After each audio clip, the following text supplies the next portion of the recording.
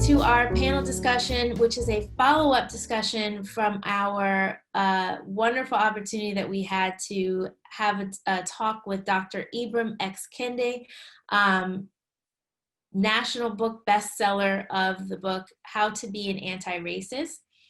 We asked you all to read this book as a community read over the summer, and this is one of our follow-up activities among many throughout the year to make sure that we can strive to be a more anti-racist community. For our discussion today, we have three really wonderful alums that I'm so excited to have this discussion with. The first is Dax-Devlon Ross. He's class of 1993. He's an educator, lawyer, journalist, author, and equity consultant.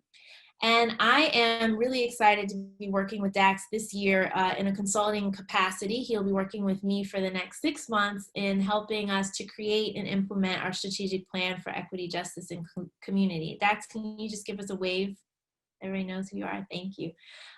Next up, we have Christopher Brown, also an author and professor of history at Columbia University. Many of you remember Christopher was with us during our all-school meeting for worship at the beginning of the summer. And he specializes in the history of the British Empire and comparative history of slavery and abolition. And he is class of 1986.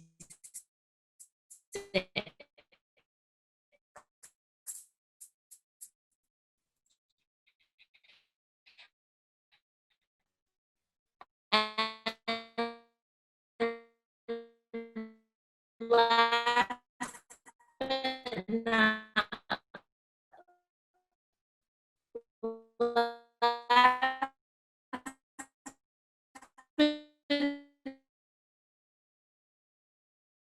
start. Am I good to record? Emma and Anna, you could just give me a thumbs up. Technology is amazing, but also, okay, here we go. So I'm gonna jump right in, stemming off of our discussion with Dr. Kendi. We're gonna start with some of the history. So our three panelists have three unique expertise. Christopher Brown is going to tell us about the history. Dax is going to let us know kind of about the contemporary implications, and then Traci's going to bring it back to education. So Chris, I'll start with you. Can you let us know a little bit about how we got here and review some of the history that is pertinent to this particular moment? You're muted. I am. Of course I am. Hi, everybody. I think about this moment that we're in right now as a kind of the latest iteration of a number of moments like this that we've had in the history of this country around issues of race and racial equity. I think it's a very hopeful moment, not because it's an easy moment, but because it is always so much easier to avoid difficult issues than to tackle them head on. And the events of the spring, the events of the summer, I think have forced all of us to look deeply at ourselves, at our institutions, the neighborhoods that we live in, and the country that we live in, and ask ourselves, is this who we want to be individually and collectively?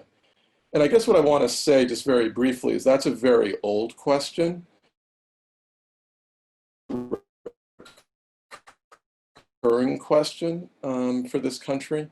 Back to the founding. Sometimes students feel like they've discovered something when they notice the hypocrisy of the founders, almost all of whom were slaveholders. This was not a discovery of the 20th century or the 21st century. They recognized it in the 18th century, and they wrestled with it, and they were uncomfortable with it. And the kind of issues that they struggled with is, yes, slavery is objectionable, but are we supposed to overthrow our economy? Are we supposed to overthrow our society? Are we supposed to overthrow our culture? And of course, the answer to that is yes. But 250 years ago, that was not as easy an answer to offer. And if you think about it, through a lot of the struggles that have been around the status of people of African descent in this country, it has often been around the, yes, I see the problem, but are you asking me to do that too? If you think about the conflicts around the US Civil War, right? I mean, there is a real reluctance to fight a war over slavery. And obviously, for several decades, politicians tried to find a way to keep the Union together until they realized, in part pushed by the South, that they could not. You think about the sort of fights in the middle of the 20th century, where it's one thing to oppose discrimination. It's something else to think about changing my neighborhoods, my schools. You know, what are the opportunities for my children, right? And today, it's a similar question where, yes, police violence, yes, disproportionate incarceration, yes, the uneven treatment of Black and brown communities, but we want to stay safe. How do we stay safe, right? And so it's these kinds of tensions, really through American culture of like, this is who we want to be, but what will it cost us to do, to fulfill who we say we are? And what's interesting about this is the last thing I'll say just very briefly.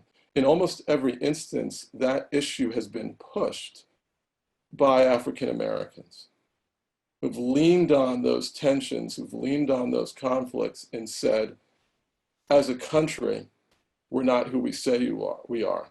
As a people, you're not who you say you are.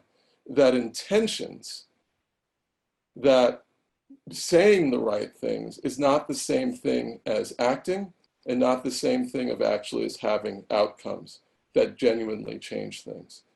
It's not often recognized. Scholars are just really pushing this and discovering this now. But really, the first really radical abolitionists in the United States were Black men in the northern cities in Philadelphia, New York, and Boston, pushing not just for the overthrow of slavery, but equality in the early 19th century. We know about the role that slaves played in the Civil War and that free Blacks played in the Civil War. We know the role that African Americans played in the Civil Rights Movement. And so I think it's important to see Black Lives Matter as a continuation of this politics of pushing against past points of comfort for our society, and insisting that, you know, the challenges that all recognize and all can acknowledge in the abstract actually require more than intention, more than good words, but action, and are measured by what the actual outcomes are. Thank you. And piggybacking off of that and looking at some of Dr. Kendi's words, he emphasizes the need to focus on changing racist policies rather than, you know, racist people, and those policies that yield disparate outcomes. He often talks about, you know, using racist as an adjective rather than a pejorative term. So this is for Dax, and also identifying racist intent of actions or policies rather than focusing on the disparate result. So can you speak a little bit more about that, Dax, and some of your findings around the disparate impacts of policy and in our contemporary culture? Yeah, sure. So first of all, thank you so much for having us. Thank you for organizing this. You put a lot of work into making this happen. You're working late night, and everybody who showed up to be part of this conversation, thank you for being here as well. I think I'm going to get to that point, but I just sort of contextualize it. For me, growing up in Washington, D.C., born in the 1970s, raised in the 80s, and growing up and born and raised in the neighborhood, you know, Traci and I actually grew up in a neighborhood that was, in many ways, a kind of like Black utopia in DC that existed for this really interesting and weird moment in time that I think, grew up thinking that it was just had always been that way. It wasn't in any way an unusual or anomalous thing to see black folks of that were excelling, and that was our reality. And I point that out because that was the effect of the civil rights movement. Our parents actually were the initial beneficiaries of that movement. And so what happens is as we're growing up in the 1970s and growing up in the 1980s, and we're being sent to schools like Sidwell, and we're being sort of situated to be part of the sort of intrepid ones, pushing this new integrationist agenda forward. There's still this thing happening in the backdrop. And I'm only sort of coming to my own awareness of an entire project that was already starting to take place in 1970s with the change in the Supreme Court under Richard Nixon. He brings in and shifts the entire Supreme Court. And as we see in the 1970s, there's court rulings that block school busing, court rulings that block equitable funding or equal funding, I should say, for students across the country.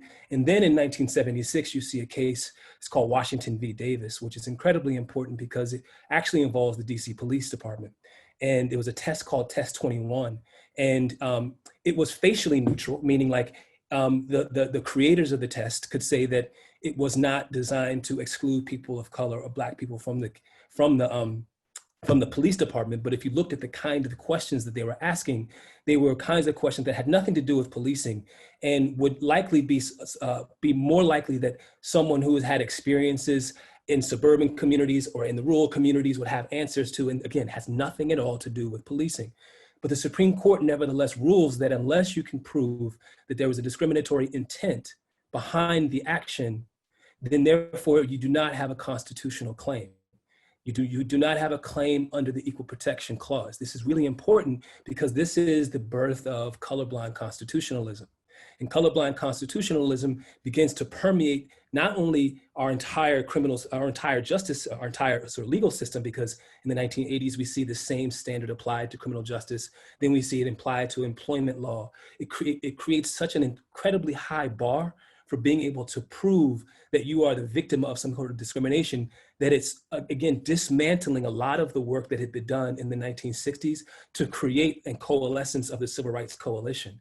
And moreover, while that's happening, you have a number of right-wing think tanks like the Heritage Foundation, the American Enterprise Institute, the Manhattan Institute, that are also engaged in an intellectual project to discredit the idea that racism is a real phenomenon.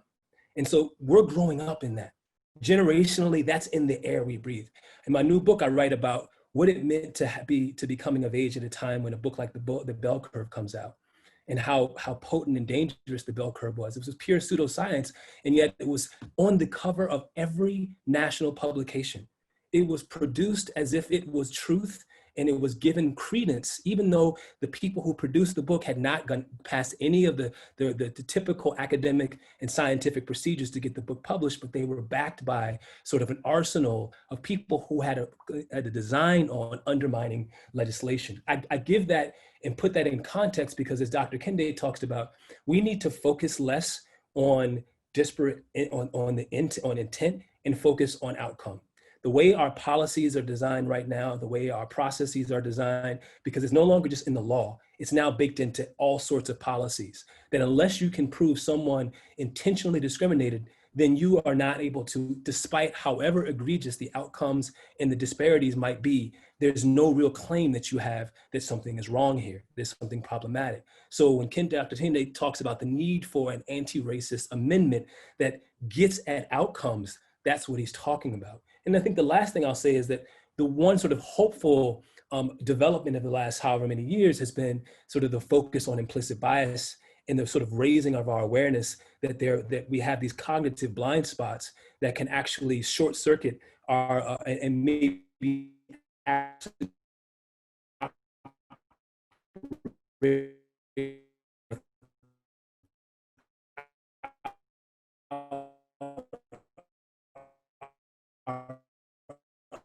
understanding all this. We have a lot of mess that we've made, that we've allowed, that's happened over the last 25 years, that has caused us to be in some of the place that we are in right now, where if you look across every sort of life cycle, every part of the American life cycle, you see the disparities: infant mortality, maternal mortality, education access, home ownership, wealth, even life expectancy. You will see Black folks lagging.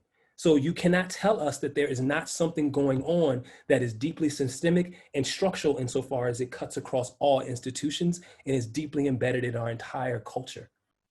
Thank you for that, to both of you for those historical, putting us in context. And so Traci, for you, to bring it back to our current charge as educators, this is an educational institution. Can you kind of define and clarify for us what an anti-racist educator looks like, and what should an anti-racist education look like, feel like, sound like, and maybe also what are some of the common pitfalls that we should avoid? Thank you, and thank you so much for having me. Hello, everyone. Good night. Good evening. So I wanted to just start out by defining anti-racist pedagogy, because I feel like having a common understanding of what anti-racism embodies and entails is important. So when I have been designing my courses around anti-racist pedagogy, it's building anti-racist knowledges, literacies, and capacities that will support the development of a critical framework for recognizing and counteracting our racist constructions of reality as they affect individuals as well as institutions. And so basically looking at an anti-racist educator, I take a three-pronged approach. So an anti-racist educator is one, someone who interrogates themselves regularly. So when you talk about self-interrogation, daily asking yourself, are my beliefs, values, and assumptions rooted in racist ideologies and practices? And then the second prong is an anti-racist educator is one who reflects constantly. So for example, are my attitudes, actions, thoughts, and decisions racist or anti-racist? And because I am an educator, I simply ask myself this question when I'm planning for instruction, instructing students, and assessing students. I always simply just ask myself, use this compass. Are the decisions that I'm making and the thoughts that I'm thinking racist or anti-racist? And that's just a compass for me to check whether I'm instructing in an anti-racist way, whether I'm planning for instruction in an anti-racist way, and whether I'm assessing students in an anti-racist way.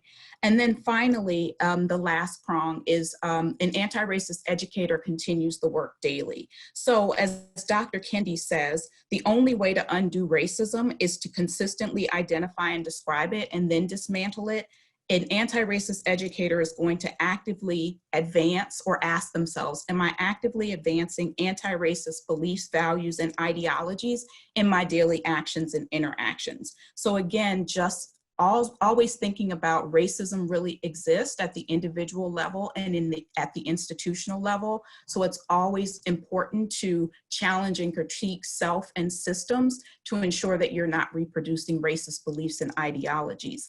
And then the last thing I just wanted to quickly mention is that some of the pitfalls that can come from anti-racist education, if it's not understood, is that anti-racist education only benefits one racial group. So the way I approach anti-racism, and I start with the basic premise, anti-racist teaching humanizes students. So there's no teacher, educator, principal, or administrator who doesn't want to humanize students, and that's why we're in this profession. So believing and understanding that anti-racist teaching and the humanization of students is first and foremost is one of the beliefs that anti-racist educators have. And the second thing is that pitfall would be that the work is finite. So there's becoming an anti-racist is a journey, not a destination, and it's really never ending. So we're never not going to be anti-racist. And I really like just one last quote from Dr. Kendi. He says, racists and anti-racists are not fixed identities. We can be racist one minute and the next, depending on just self-interrogation and reflection. Thank you so much for that. The next line of questioning, just to give everybody some background of how we came to these, the things that we're going to talk about I talked with the panelists about what is important for us to kind of get across to the audience. And then also these are some of the concerns that I've seen throughout the summer and this time of heightened awareness of these issues. Some of the questions that kind of keep coming up that I feel is worth more discussion. So the first one, Traci, you kind of just talked about it a little bit, and I would love to get some of the historical perspectives of this. How do these concepts of anti-racism extend beyond anti-Black racism? And given the fact that, you know, a lot of what we deal with in this country around racism stems from our history of racialized slavery, can you speak to how solving some of these problems is key to creating a more anti-racist community and culture for everyone, and how it might benefit other cultures, races, ethnicities as well? Anybody can start.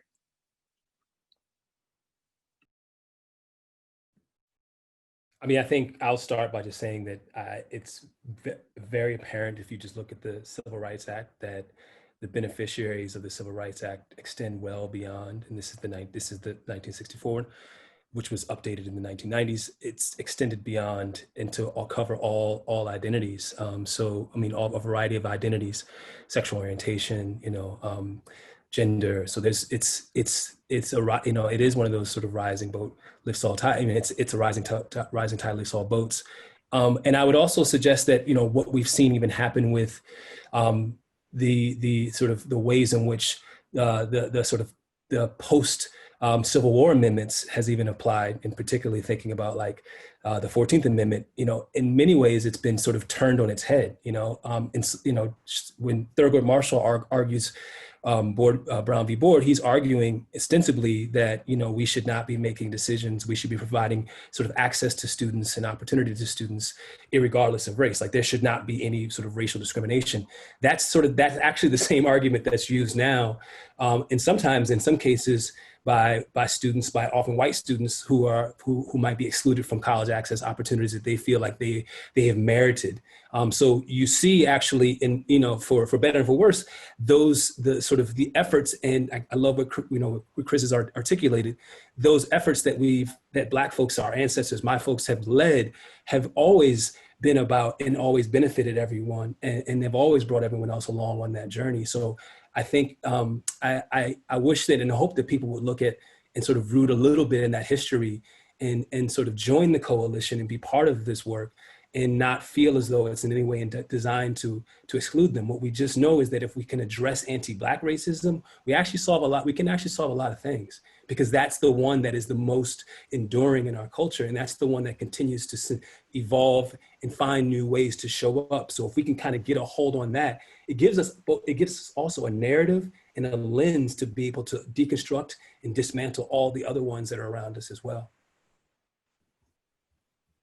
I'll just say very quickly that, you know, the fight against racism is also part of the more general challenge to each of us to recognize the humanity in each of us. When you look at the impact, I just want to reinforce something that Dax just said. You know, the women's rights movement, both in the 19th century and then again in the 1970s, emerged out of first the anti-slavery movement and drawing a lot of lessons from the civil rights movement in the 1950s and 1960s. And just about all of the campaigns that have emerged around you know, dealing with ethnicity, prejudice, hostility to peoples of other faiths, sexuality, have drawn upon the lessons of the civil rights movements and the earlier abolition movements. So, you know, it's not only in theory, but also just we look at our record. That has been the record of pushing against racist structures, customs, and practices. Thank you. Traci, are you good? Do you want to add anything else? I know you touched on it in your thing. No, I completely agree with the other panelists. Cool. The next question that we kind of had together, and now I'm looking at some of the questions that are coming in from the audience. I'm going to add a little bit. Can you address some of the ideas that work to undermine anti-racism work, such as colorblindness? And then there's also a question about how do we respond to some of the pushback for some of these movements like Black Lives Matter, and when people say that they are Marxist or that we are, you know, disrupting our social order. Can you guys respond to some of that? Mm. Who's going to go first? Tracy's up, I think, personally. So I have my students.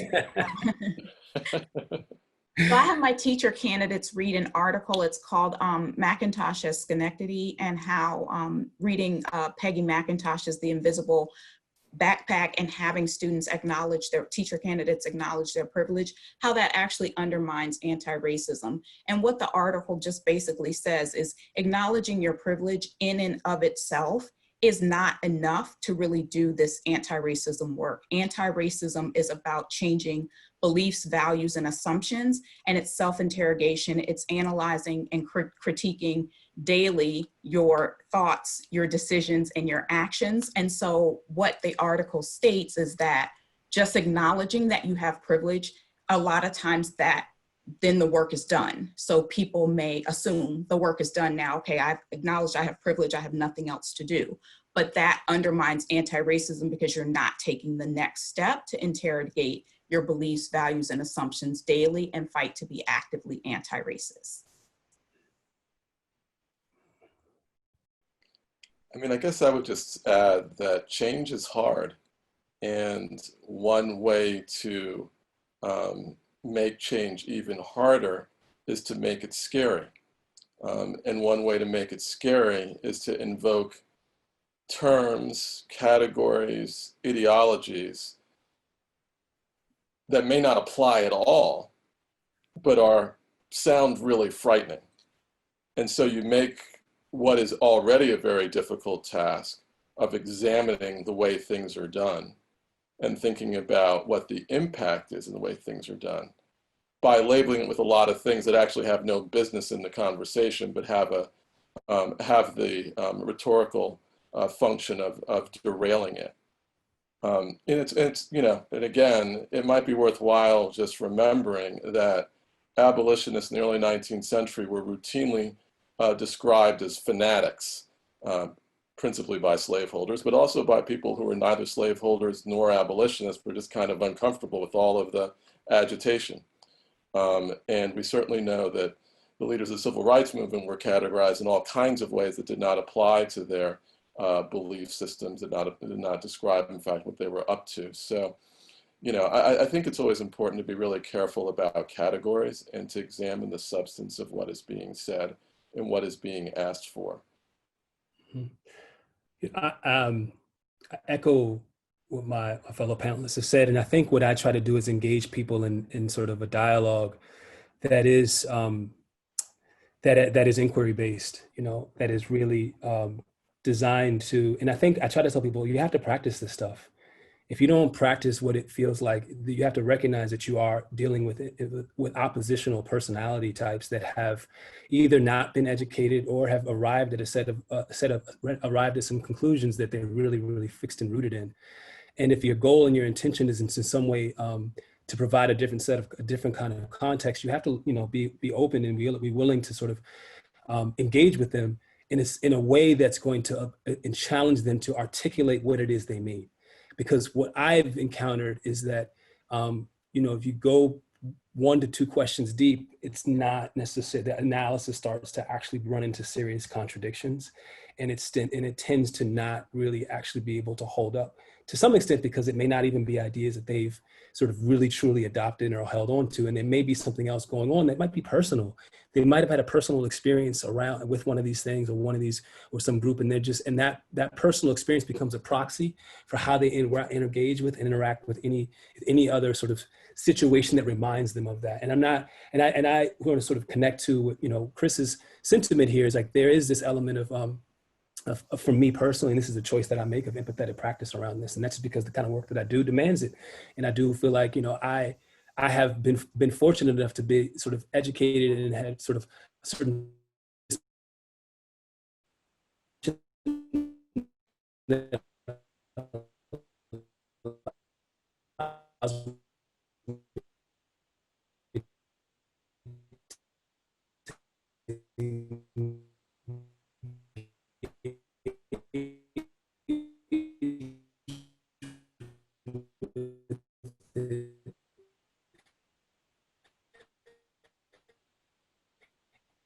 it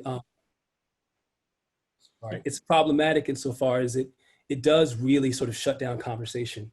It shuts down opportunities for us to explore how even whiteness has been constructed.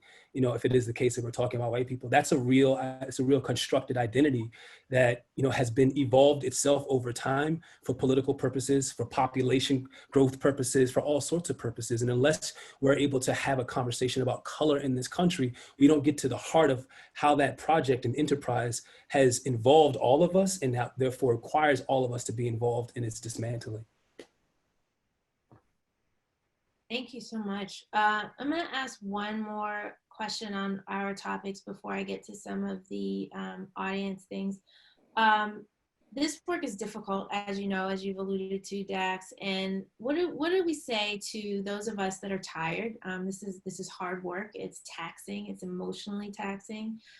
Both those of us that are actively working toward this, or, you know, equity practitioners, and those of us who are just people of color moving through the world at this moment.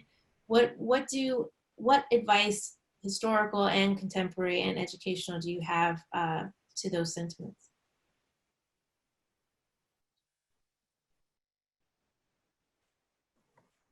I strongly believe in protecting your energy. And one of the things that I really try to impart to people is, like, doing this work is, it's heart-wrenching. It's a lot.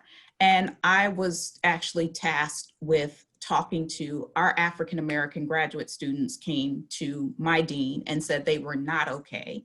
And I was actually the person that was asked to engage in dialogue, conversations with them about how they were feeling and what was going on with the racial reckoning and the pandemic and all of the murders. And so as I'm listening to the students talk about, the graduate students talk about their feelings, I literally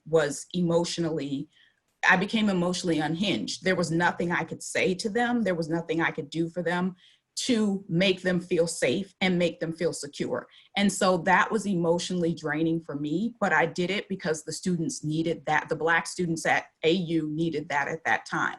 But I do feel like if you don't protect your energy, then you're not going to be as there. You're not going to be able to show up as a mentor, as a support system for the students that need you. So I really think it's important, and it's not selfish. It's actually it's self-preservation is not selfish. So I think that's important to understand too. So if I might, I mean, because I think that the articulation of the importance of taking care of your energy has been so eloquently, placed before us to sort of embrace and hold. I come from a place of, yo, we got work to do. You know, like I'm like, come on now. Like, our folks have been doing this work. They did this work. I don't know if I just don't think my grandparents are going to look at me, and grandparents are going to say, like, they would say, as I'm going to quote the inimitable Natalie Randolph, it's like, you know, take a break, sit on the bench for a little while, but then get back in the game. You know, like, if you're tired, take a break, but understand that we need you in here. And I also understand that most of us want to know at the end of our lives, we were on the right side of this movement in this moment. We want to know that, and that's going to require you to be in it. You can't just say it 20 years from now that you were on it.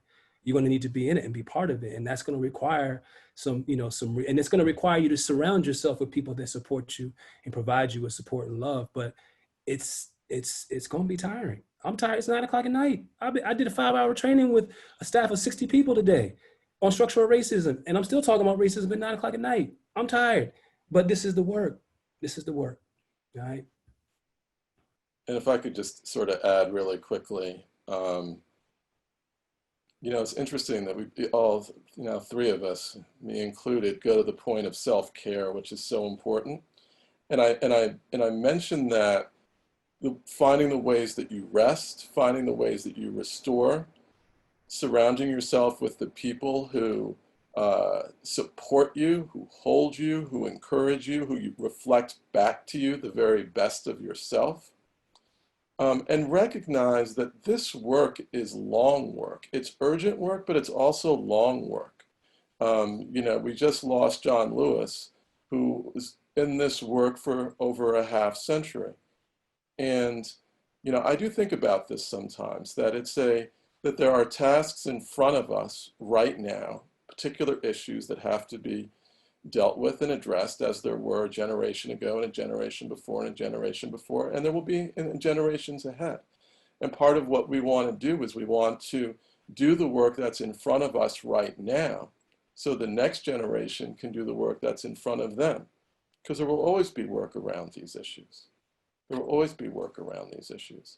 But I think being in it for the long haul, so to speak, also means doing it in a way that you continue to replenish yourself, right? And you continue to grow your capacities, you know, the way you think about things, who you engage with, how you think about issues, so that you're not running in the same spot and getting screwed to the ground in that same spot, but continuing to grow. So I find, I actually, to me, it's a hopeful thing, you know, to think about. Not the problems are not a helpful thing, but the helpful part is the opportunity that sits in front of us about the work that lies ahead. How are we going to make the next semester better? How are we going to make the next year better? How are we going to make our institutions stronger? How are we going to make our community stronger? I just think that that's it's a challenge, but it's also an opportunity.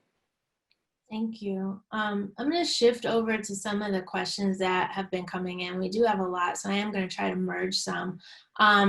There's a question, there are some questions about, you know, Sidwell is an elite institution, and reckoning that elite status and understanding that, you know, parents want the best for their students.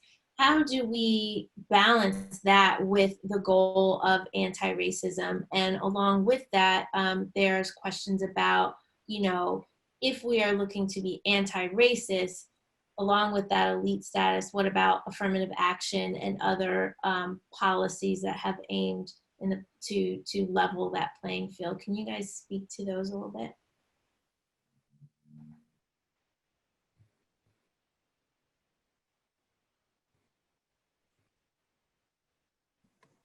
I really liked the guidance that when Dr. Kendi got that question, what he said about saying elite, and if it has a connotation of superiority, then that is racist. That's a racist idea, thinking that you're superior, more superior than someone if you attend an elite school. And I really liked when he said just being very cognizant of, if you leave here and you go on to be successful, it's because you had resources and opportunities that maybe someone else didn't have. And what really resonated with me is that he said, you know, you can't win the race if you can't get on the track.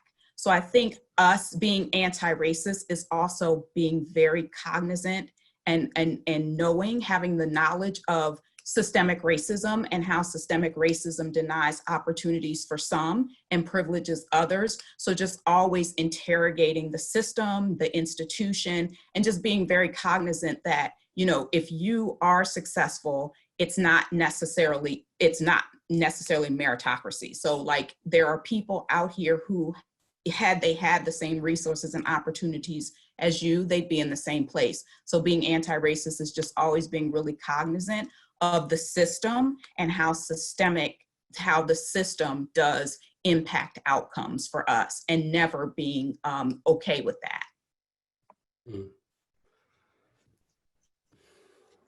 You know, I just want to offer, you know, when I hear questions that are framed in the either or and sort of the binary, I just want to push against that and think that, you know, there's diurnal approaches to things where we can think about the both and.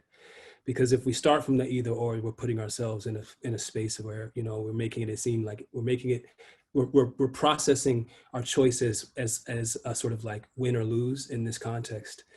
I think what I'm encouraged by is the conversations that I've had and been a part of with Brian Garman.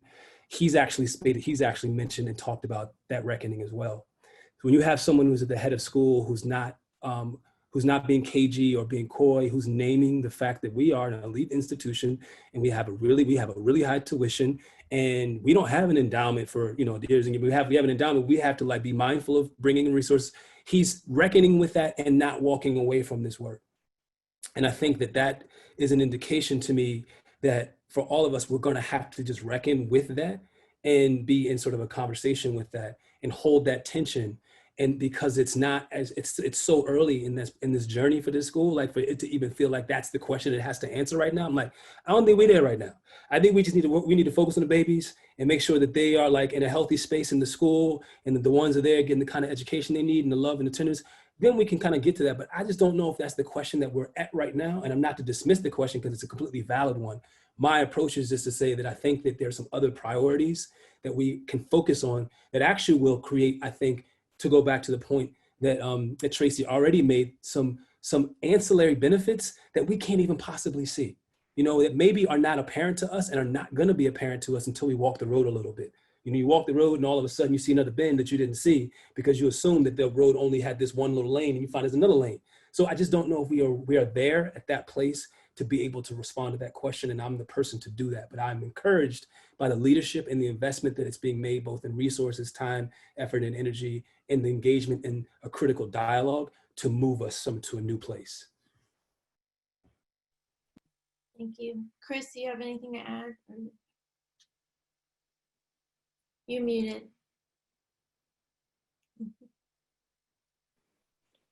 God, how many times a day does that happen? Both Traci and Dax said great things. So I know there are a lot of questions out. I could talk to this, but let's see what else folks have to say. Cool. Yeah, so the next question, there are a couple of questions about kind of what does it mean to move our society forward? So there's questions about, you know, in order to get to an anti-racist society, does it or does it not mean, you know, completely disrupting the social order? Or how does that happen in a practical sense from where we are now?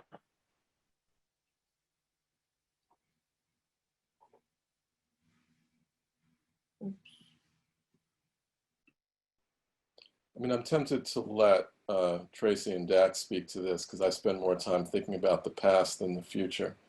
But I will say that, you know, one very simple benchmark is to examine the disparities in all of the different parts of our society that are easy to identify. Dax already mentioned a number of them.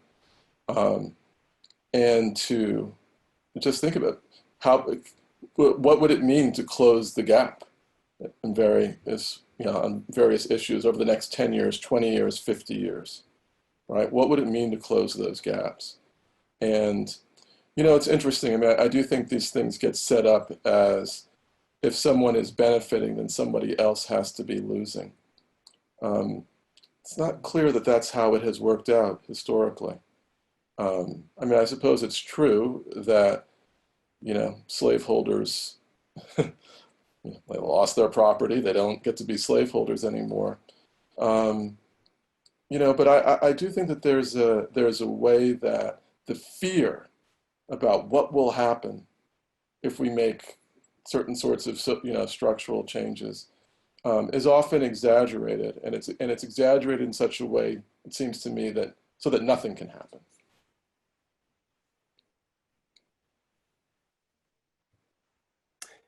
You know, if I could, I think the focus and the looking at in sort of the gazing at and reckoning with disparities has to happen.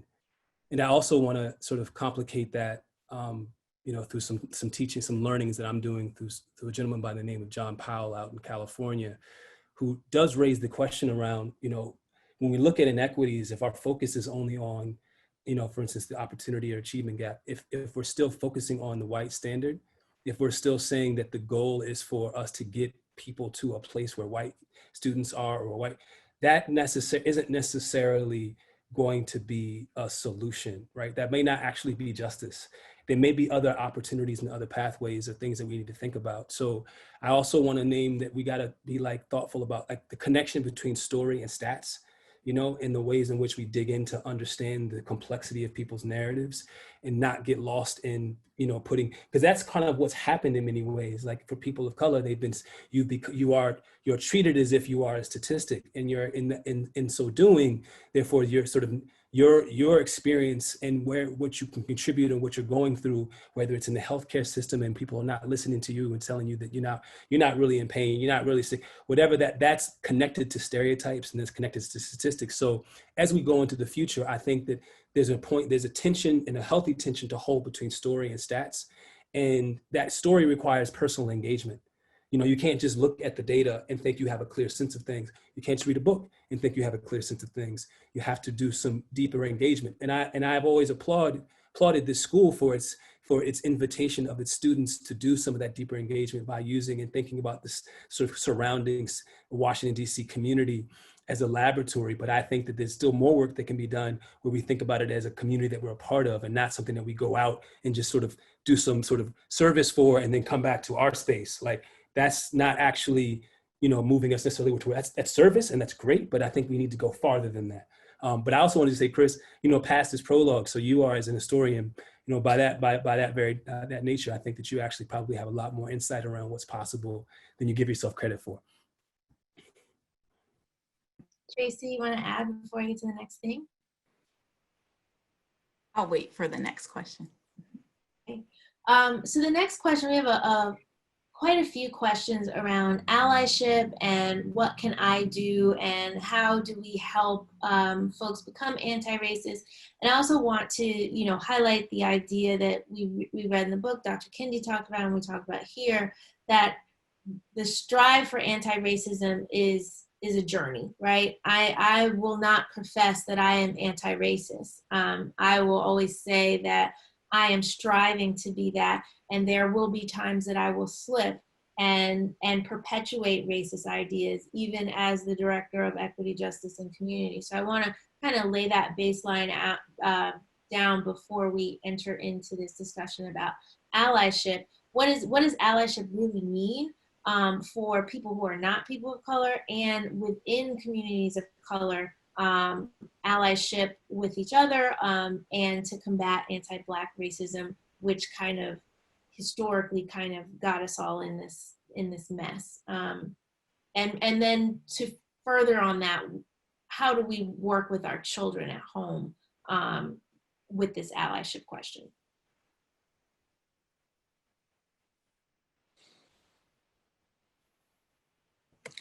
So I'm a big follower of Dr. Bettina Love, and she teaches, she's a teacher educator, and she talks a lot about, she started the Abolitionist Teaching Network, and she talks about abolitionist teaching, but she also talks about this whole idea of moving from allyship to co-conspirator. And she's saying in these days and times, allyship is just not enough. You actually have to become a co-conspirator. And by co-conspirator, she defines someone who's willing to take risk. So like they're going right in with everybody else and they're fighting, like they're putting the same amount of everything on the line. And she's saying that you can't really be an ally anymore. Like you have to be a co-conspirator. And she explains a story about Bree Newsom when she climbed the flagpole and they were going to tase her down. The police were going to tase her down, and that was going to result in her death, because when they tased the flagpole and she was on it, she was going to fall down. There was a white man who was there and put his hand on the pole because he knew that the police were not going to kill Bree Newsom on national television in front of everyone. And she said that is an example of a co-conspirator. He put his life on the line to save a life of someone who was doing something. So I think that language shift is also really important. And I really like how Dr. Love sort of frames this idea of allies might read books and allies might sort of know the language and the terminology, but like a real co-conspirator is putting something on the line and taking risk along with everyone else.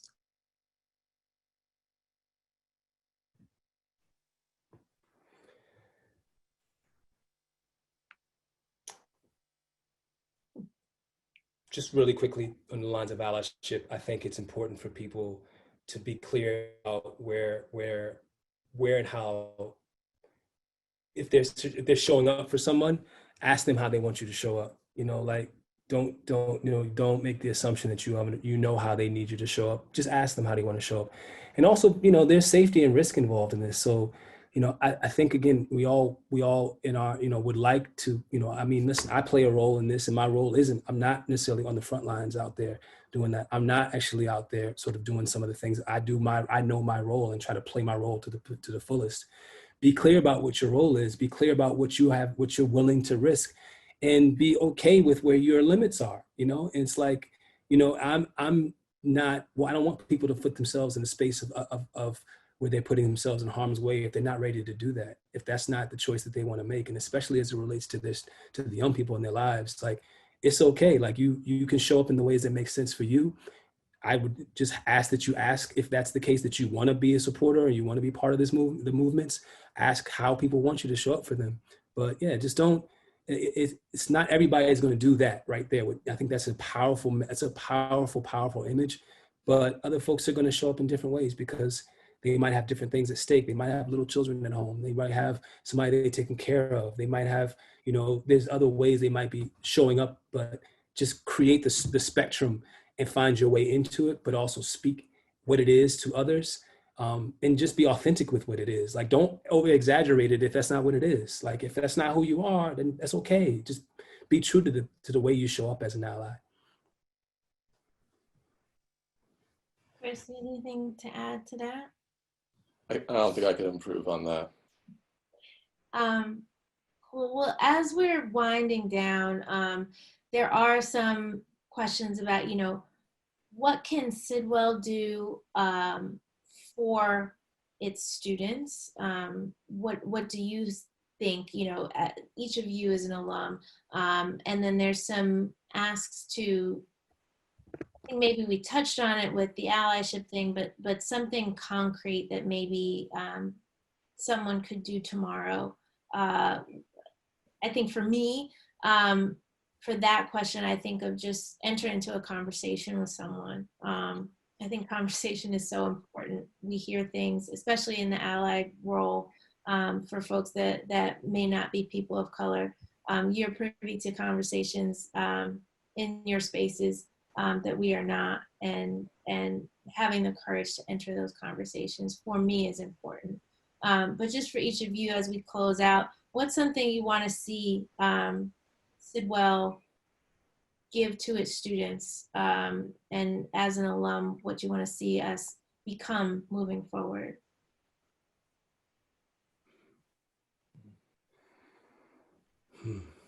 Or how do we show up best to benefit this community here? Thank you, Helen. It's so hard, Natalie, without being there and without knowing what's happening, and knowing what, students are wrestling with. I guess what I hope for in educational institutions is thought, reflection, examination, investigating, probing, not settling. Whenever a conversation ends with declarations of simple moral slogans or a kind of an agreement that we're all on the same side and we're all thinking the same thing, that's usually a sign of bad faith in one way or another.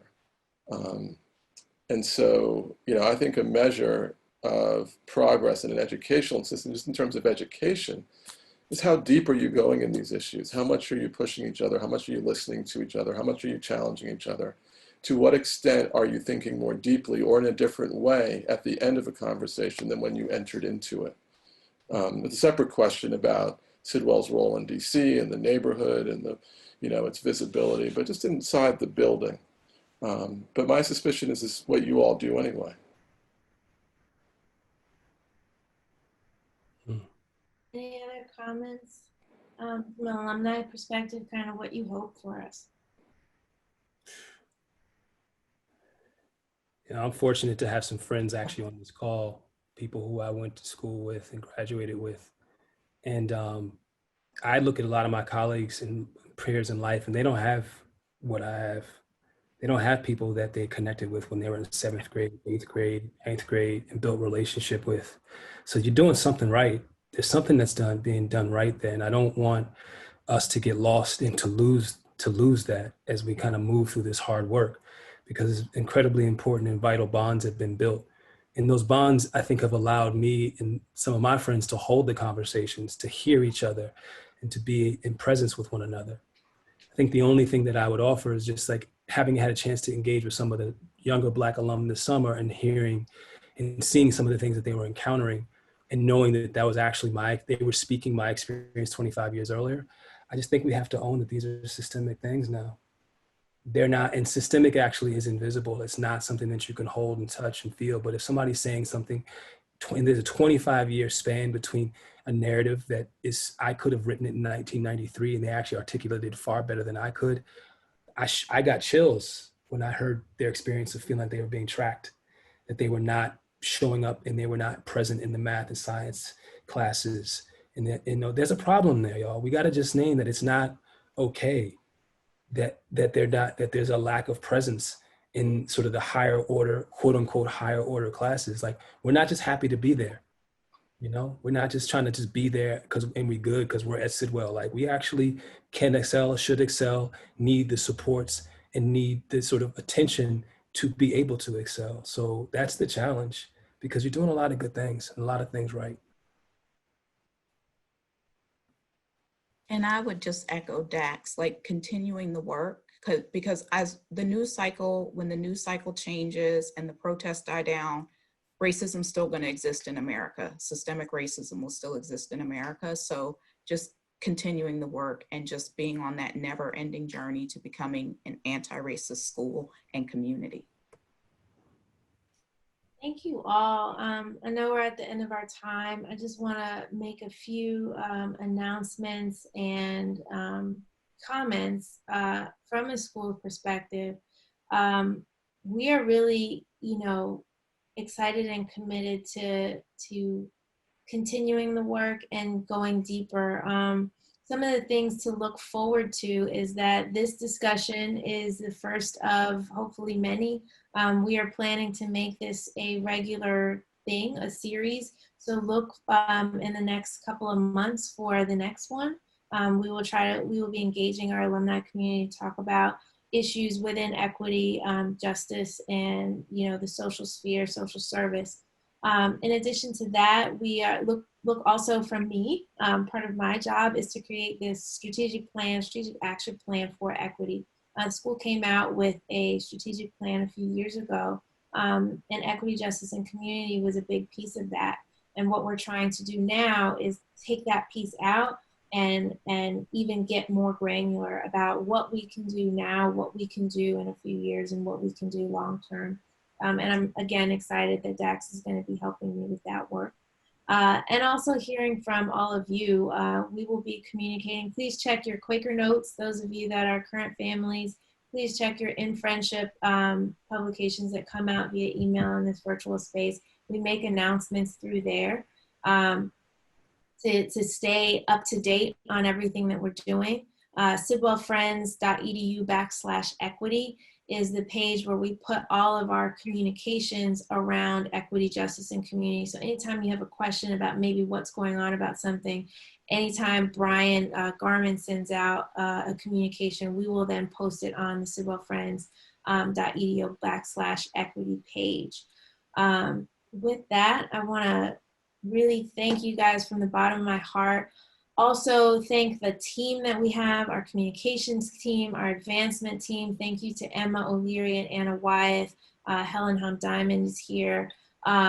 These guys, I can't do any of the work that I do without those two teams right alongside me. And of course, our wonderful educators, anybody that's here, our EJC coordinators, our EJC team. We are broadening the scope of EJC, so anybody that in our community that wants to be a part of it, please let me know. We'll be sure to keep in contact with you.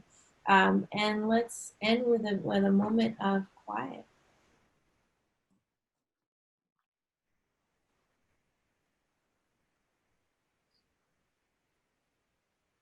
Thank you all so much for being with us. Please have a wonderful evening and a wonderful week, and you will hear from us soon.